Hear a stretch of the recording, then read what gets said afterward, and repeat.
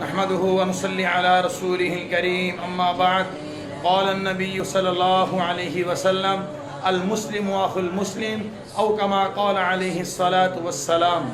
میرے نبی نے فرمایا کہ مسلمان کا بھائی ہے۔ میرے نبی نے ہمیں آپس میں بھائی چارگی سے رہنے کی ترغیب دی ہے۔ ہم سب کو مل جل کے رہنا چاہیے، بھائی چارگی سے رہنا چاہیے، پیار محبت سے رہنا چاہیے۔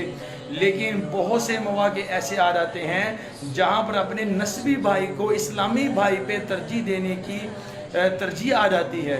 تو اس لیے ہمیں اپنے ہر موقع محل کو سمجھنا چاہیے، صلہ رحمی کو بھی سامنے رکھنا چاہیے، اور عموماً جو ہے سارے مسلمانوں کو اپنا بھائی سمجھتے ہوئے ان کے حقوق کو بھی ادا کرتے ہوئے چلنا چاہیے۔ تو اللہ سے دعا ہے کہ اللہ جل شانہ ہمیں اپنے نسبی بھائیوں کے حقوق بھی ادا کرنے کی توفیق عطا فرمائے، اور اپنے